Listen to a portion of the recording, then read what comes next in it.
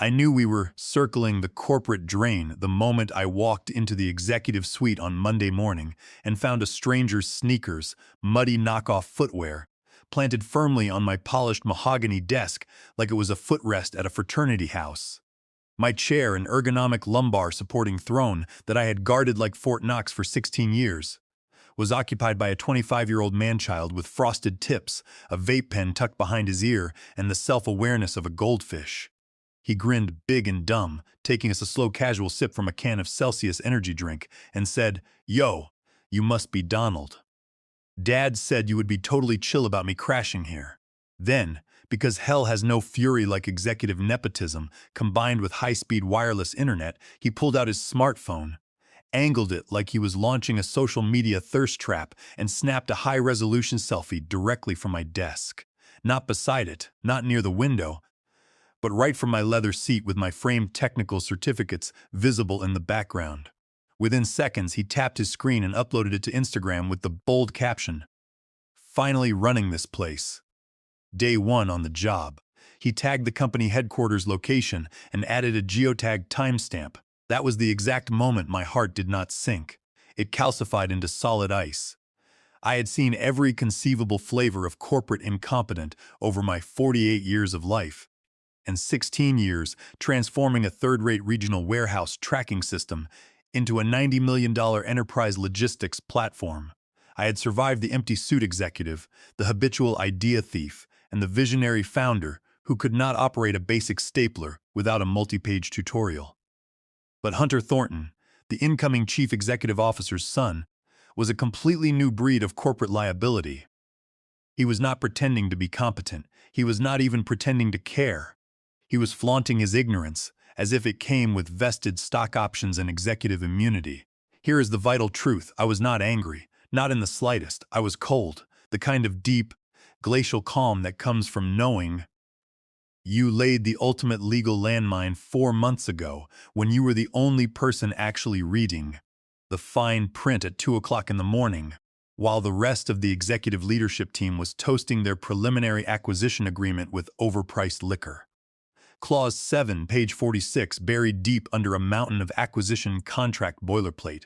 It stated explicitly, "Any instance of public reputational harm, misrepresentation of executive access, or breach of confidentiality by an employee, officer, or associated third party shall constitute a material breach of transaction covenants, resulting in immediate contract termination at the buyer's sole discretion without financial penalty or legal recourse."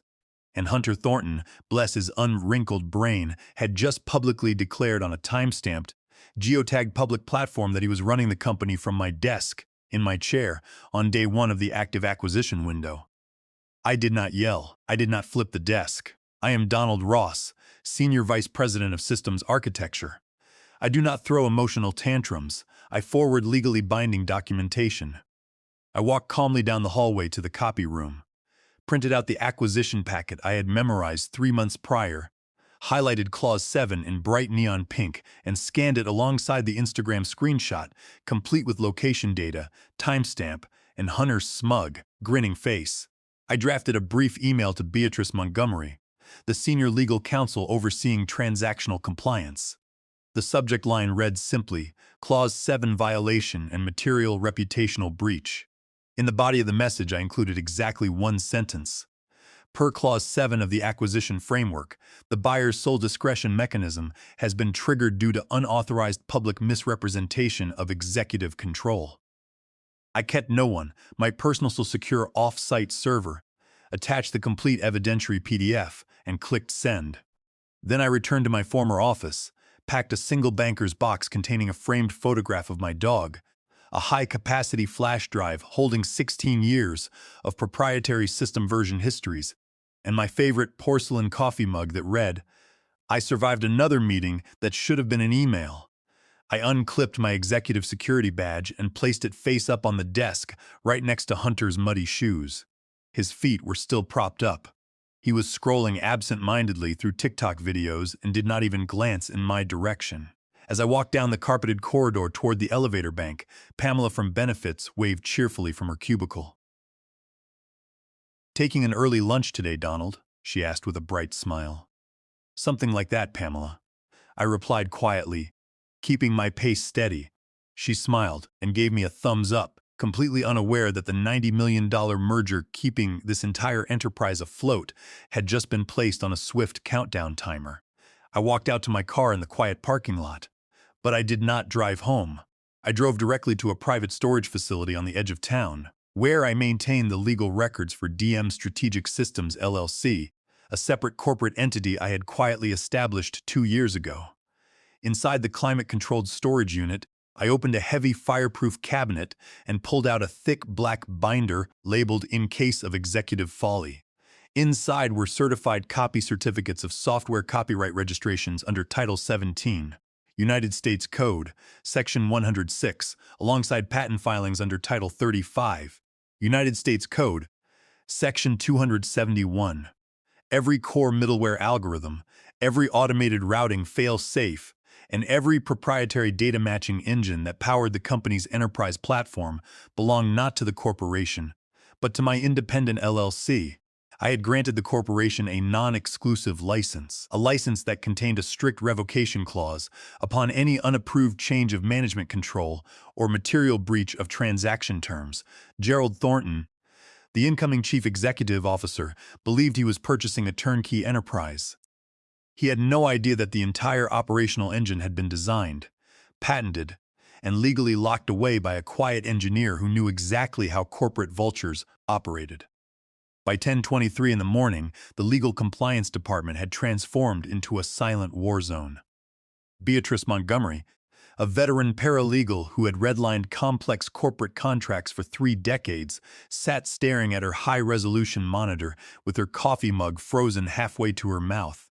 She reread my email 3 separate times before calling the managing partner of transaction compliance directly into her office. "Look at this right now," Beatrice muttered, her voice dropping an octave into grim seriousness. "Donald Ross just sent this through." The managing partner leaned over her desk, adjusted his reading glasses, and carefully digested the pink highlighted text of Clause 7, followed by the attached Instagram screenshot. Hunter Thornton's grinning face was illuminated on the screen, captioned in bold text, "Finally running this place." "Day 1 on the job. Tell me this is an elaborate joke," the partner whispered, rubbing his forehead. "Tell me the chief executive officer's son did not post this from the senior vice president's desk during an active acquisition hold." "It is fully verified," Beatrice said flatly. "Time spent in 4 minutes after he walked through security using his father's master executive access pass. The internal geotag places him directly on the 9th floor. And it gets significantly worse." She turned the monitor toward him to reveal a rapidly trending tab on LinkedIn and Twitter. A mid-tier venture capital commentary account with 120,000 followers had already reposted the screenshot. The post had gathered over 4,000 likes and 800 comments in under an hour, circulating under viral hashtags like Nepo baby takeover, corporate governance failure, and due diligence nightmare. Clause 7 was not a decorative contract clause, Beatrice stated, tapping her finger on the paper copy. The buyer's legal team from Luxec Industrial Holdings spent 3 weeks insisting on that exact paragraph during negotiations. Gerald Thornton almost canceled negotiations over it because he claimed it was needlessly paranoid. He publicly stated that no executive in their right mind would allow unauthorized personnel to claim operational control. And then his 25-year-old son did it on day 1, the partner groaned, burying his face in his hands. "If Luxec's legal counsel sees this, they will invoke the contract eject clause before lunch." By 10:27 a.m., Beatrice sent a high-priority flag to Gerald Thornton's personal inbox, marked with read receipts and labeled "Urgent." Material breach under Clause 7 transaction risk exposure. Gerald opened the email at 10:29 a.m., but he did not reply. For 12 agonizing minutes, his corner office remained dead silent. Gerald was not reviewing corporate law. He was calculating how long he could pretend the internet did not exist and whether he could sweep his son's arrogant post under the rug. At 11:15 a.m., the first major external shock hit. The shared digital workspace between the company's technical integration team and Luxec Industrial Holdings went completely dark. Scheduled integration calls were abruptly canceled without explanation. Calendar invitations disappeared from monitors mid-screen. The collaborative chat channel, which had been buzzing for weeks with corporate pleasantries and transition checklists, fell into complete, ominous silence at 11:32 a.m. An official legal communication arrived from Luxec's senior corporate counsel, addressed directly to Gerald Thornton and carbon copying the entire board of directors. The message was brief, icy, and stripped of all transactional courtesy. It read, "We have been made aware of public statements regarding unauthorized changes in operational touch issued from within your primary facility. Pursuant to Section 7 of the Preliminary Merger Agreement, all technical integration activities, financial escrow transfers, and executive onboarding processes are hereby suspended immediately. We require formal written responses to the following inquiries within 24 hours. First, the official employment status, job description, and security clearance of Hunter Thornton. Second, an explanation as to why non-employee personnel were granted unmonitored access to critical executive infrastructure. Third, full documentation verifying whether operational authority over technical systems architecture has been compromised." Gerald Thornton finally panicked. He stormed out of his glass corner office, his face flushed bright red, and marched straight into the adjacent conference room where his son was lounging with his feet propped on a glass table. "Delete it!" Gerald hissed, slamming the heavy wooden door shut behind him.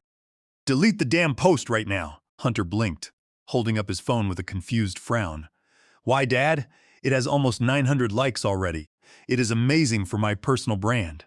Your personal brand just cost us a $90 million acquisition deal." Gerald roared, snatching the phone directly out of his son's hand and manually deleting the application data. But Gerald was 48 minutes too late. In the digital age, deleting a post is like trying to unring a bell, after the tower has already collapsed into rubble. Screenshots had already been archived by dozens of industry blogs and corporate governance watchdogs. By 2 o'clock in the afternoon, Luxec sent a follow-up memorandum. They cited potential violations of Title 18, United States Code Section 1030, referencing unauthorized network access via shared executive login credentials, alongside deep concerns regarding Delaware corporate law standards on the breach of fiduciary duty. Inside the headquarters building, the atmosphere turned completely toxic. Department heads paced the hallways in hushed panic. Employees huddled around water coolers, whispering about impending mass layoffs and aborted stock option payouts. Yet Gerald Thornton still foolishly believed he could talk his way out of the disaster. He called an impromptu meeting of senior directors and declared, "This is merely a minor public relations hiccup. We still hold all the technical leverage. They need our logistics software platform." He had no idea that the software platform he was boasting about had already been legally locked away by the quiet engineer whose desk his son had stolen. The emergency meeting of the board of directors convened precisely at 4 o'clock in the afternoon. The virtual boardroom was filled with cold, unforgiving faces. 7 board members logged in from across the country, their video feeds framed in dark rectangles, their expressions cold enough to freeze boiling water. Lawrence Kessler, the 70-year-old board chairman who had spent 40 years managing corporate turnarounds, opened the meeting without greeting anyone. "Gerald," Lawrence said, his voice flat and heavy like grinding stones, "explain to this board why an unvetted 25-year-old was sitting at the senior vice president's desk declaring himself in charge of the company on social media." Gerald Thornton straightened his silk tie and flashed his practiced corporate sales smile. "Lawrence, esteemed members of the board, let us not overreact to what is fundamentally a minor optics issue. My son Hunter made an immature joke on his personal social page.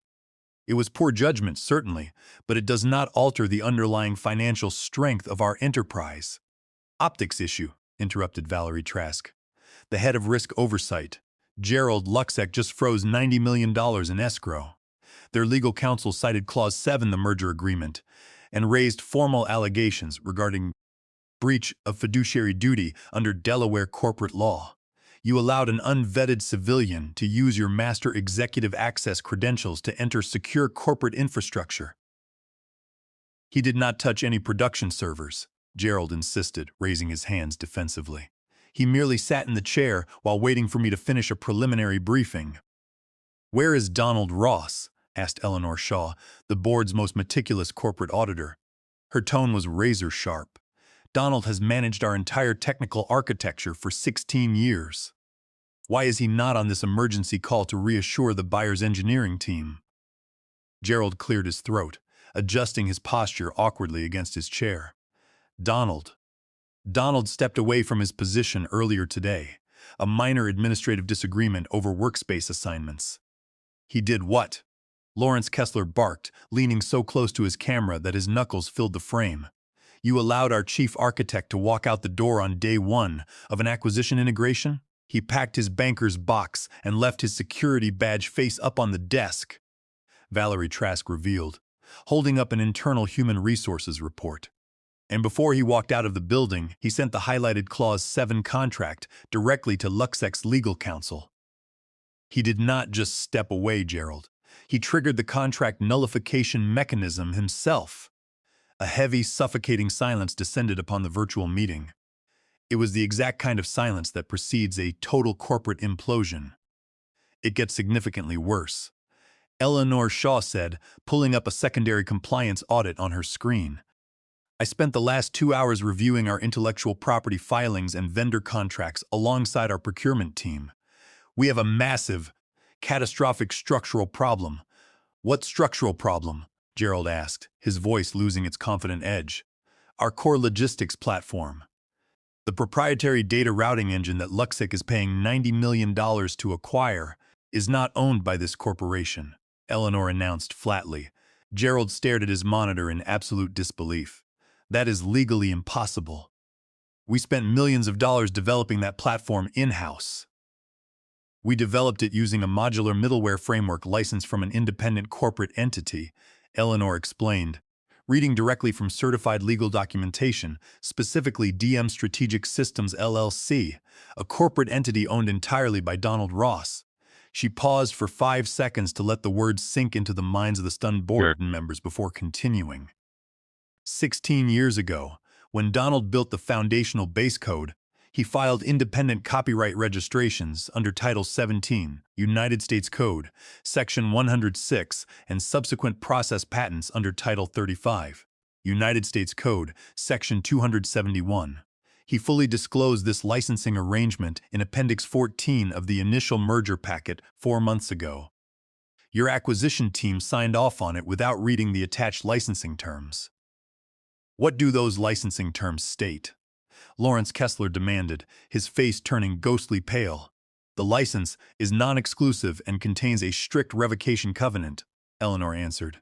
"In the event of a material breach of transaction terms, unauthorized executive access, or failure of corporate governance, DM Strategic Systems LLC retains the absolute legal right to revoke operating permissions upon 24 hours written notice. Furthermore, the contract includes a survivability clause that legally prevents this corporation from claiming ownership even if the merger collapses completely." Gerald felt the room spin wildly around him. "We can sue him. We can file an immediate court injunction for breach of duty of loyalty." "On what legal grounds?" Beatrice Montgomery's voice cut in from the compliance feed. "Donald Ross disclosed every patent filing in full compliance with federal law. He fulfilled every contractual duty for 16 years.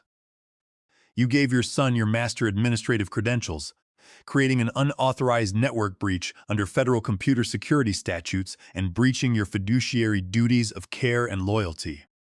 Donald did not break the company, Gerald. You handed your son the matches, and your son lit the fuse."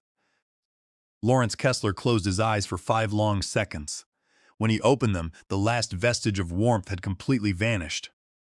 "This meeting is adjourned for 10 minutes while the board prepares an executive action."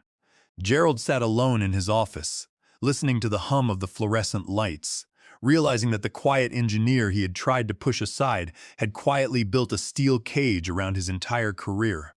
At 7:42 the following morning, a uniformed legal courier arrived at the executive suite carrying a thick manila envelope sealed with heavy red tape. It was not delivered via email or Slack. It was served by hand. requiring a verified physical signature from the corporate secretary. The envelope contained a formal notice of contract nullification and enforcement of Clause 7, issued by the international law firm representing Luxec Industrial Holdings. The legal document was absolute, clinical, and completely devastating. It cited material misrepresentation of executive management, failure of network security governance, and the unapproved transfer of administrative authority to non-employee third parties. Luxec formally terminated the acquisition agreement, withdrew their $90 million purchase offer, and demanded immediate reimbursement of $2 million in due diligence expenses, pursuant to Section 9 of the transaction framework. When the news leaked to the main office floor at 9:00 AM, the result was immediate operational chaos. Employees gathered in the corridors, openly debating whether to pack their personal belongings. The infamous Instagram selfie had been printed out by an anonymous staff member and taped to every coffee machine in the building, overlaid with bold red text that read, "Day 1 Leadership: How to Lose $90 million in 24 hours." Memes depicting Donald Ross's empty ergonomic chair had been set as the desktop wallpaper background on half the computers in the analytics department. To make matters worse, external corporate partners began executing swift defensive maneuvers.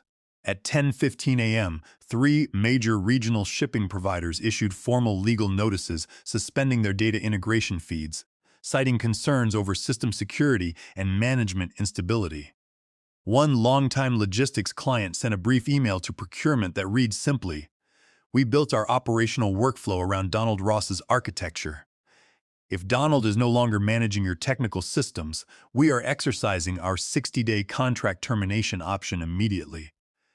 Gerald Thornton spent the morning locked in his office, desperately attempting to contact Luxec's executive managing director. Every phone call was routed directly to voicemail. Every email returned an automated response indicating that all communication regarding the aborted transaction must be directed exclusively through external legal counsel. At 11:45 a.m., Gerald attempted to force his way into the main server room to inspect the core routing databases himself. But when he swiped his executive security badge at the electronic lock, the scanner flashed bright red and emitted a harsh double beep. "Access denied." The director of information technology walked up behind him in the hallway, looking nervously at his clipboard. "Your administrative access credentials have been suspended by order of the board of directors, Gerald." "I am the chief executive officer of this corporation," Gerald shouted, his professional composure completely shattering into pieces. As of 8:30 this morning, the board suspended all executive system permissions pending a formal forensic audit, the IT director replied quietly. "And honestly, Gerald, even if you had access, nobody here knows how to reconfigure the middleware framework." Donald wrote every line of the integration code. When he logged off yesterday, he took the master encryption keys with him under his LLC rights. By 1 o'clock in the afternoon, the company was facing a multi-front legal catastrophe. Under Title 29, United States Code, Section 2101, commonly known as the Worker Adjustment and Retraining Notification Act, the sudden collapse of the merger created massive potential liability for mass workforce layoffs without the mandatory 60-day advance notification window. The legal department was swamped with urgent inquiries from employment attorneys representing frantic staff members. Meanwhile, Valerie Trask and Eleanor Shaw conducted a full financial review of Gerald's short tenure. They discovered that Gerald had already authorized $25,000 of company funds to lease a luxury sports vehicle for his son under the guise of an executive relocation stipend. "This is not just incompetence," Valerie declared during an emergency executive committee briefing. "This is actionable corporate waste and dissipation of corporate assets under Delaware General Corporation Law. He used shareholder funds to subsidize his son before the acquisition even closed." By 3 o'clock, the board of directors had received formal demand letters from 6 major institutional investors, demanding Gerald's immediate removal and threatening shareholder derivative lawsuits for gross breach of fiduciary duty. The enterprise was bleeding capital, credibility, and operational capability at a terrifying rate. The 70-year-old chairman, Lawrence Kessler, realized there was only one possible move left on the corporate chessboard. It was a move that required complete, humiliating surrender. He opened his laptop, drafted a private email address he had not used in 5 years, and typed out a message to Donald Ross.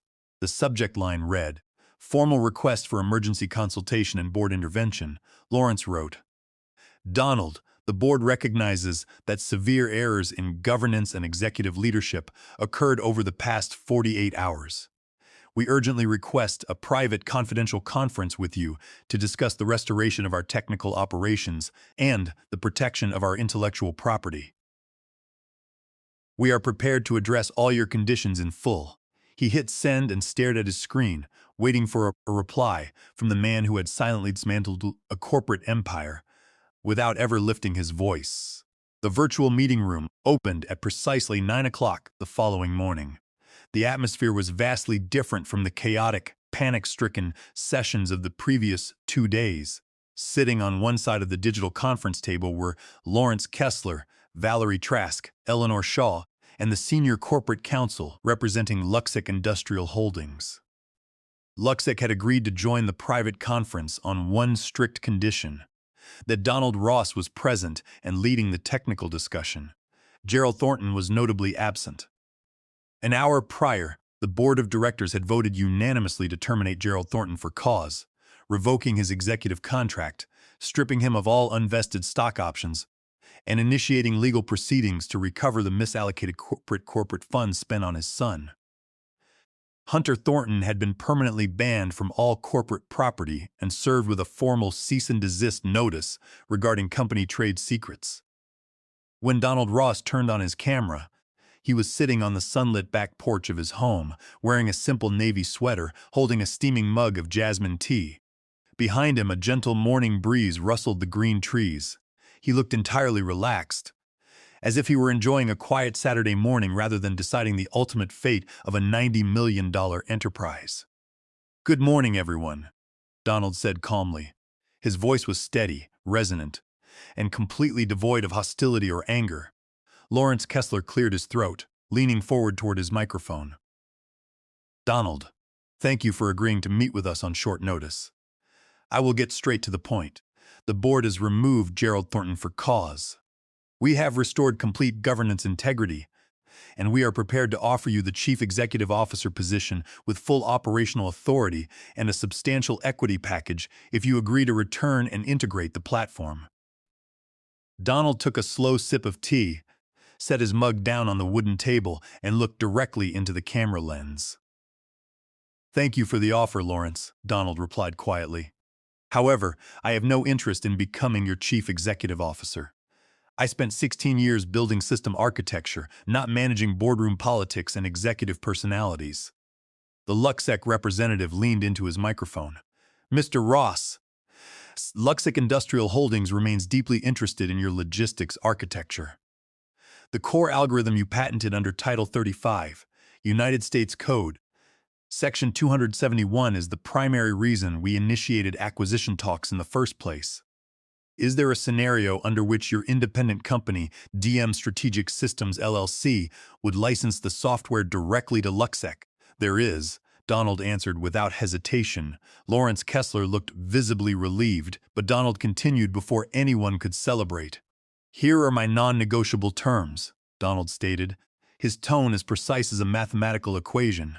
"First, DM Strategic Systems LLC will license the middleware architecture to Luxic under a direct enterprise agreement. The licensing fee will be set at triple the rate originally outlined in the acquisition framework." The board members gasped in unison, but Donald kept speaking without pausing. "Second, my LLC will retain exclusive, absolute ownership of all past, present, and future software patents under Title 17, United States Code, Section 106. The corporation will receive operational usage rights, but zero proprietary ownership. Third," Donald added, looking straight at Eleanor Shaw and Lawrence Kessler, "I will not return as a full-time employee. Instead, DM Strategic Systems LLC will hold a permanent, non-revisable voting seat on your board of directors to oversee technical risk management and compliance. If any executive attempts to bypass corporate governance or delegate authority to unvetted relatives again. My LLC retains the absolute contractual right to terminate all system licenses instantly. Silence hung heavy over the virtual room. It was a staggering demand. Donald was not asking for a job. He was dictating the structural rules of the entire corporate enterprise. The Luxec representative looked at Lawrence Kessler. Luxec agrees to these terms, provided Mr. Ross personally oversees the technical deployment. Lawrence looked around the virtual room at the remaining board members. Valerie Trask nodded firmly. Eleanor Shaw gave an affirmative hand sign. There was no debate left to be had. The board had no legal leverage, no alternative software platform, and no time remaining. Motion approved, Lawrence declared softly. Unanimously, by 4 o'clock that afternoon, the legal agreements were executed digitally. Donald signed the contracts from his tablet. While sitting by his garden, the corporate public relations department issued a formal press release later that evening. It announced that Luxec Industrial Holdings had finalized a direct technology partnership with DM Strategic Systems LLC, under the strategic guidance of Senior Director Donald Ross.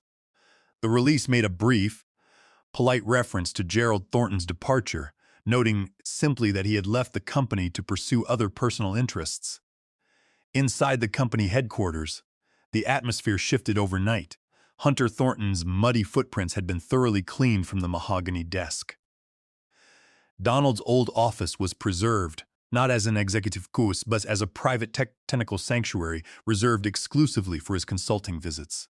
As dusk settled over his quiet property, Donald sat on his porch, watching the rain begin to fall against the glass windows. His phone buzzed continuously on the wooden table beside him. Notifications were pouring in from technology journals, logistics firms, and enterprise executives across the country, all seeking consultation on system design and legal governance safeguards. Donald did not rush to answer them. He picked up his mug of jasmine tea, inhaled the warm steam, and watched the storm roll across the hills.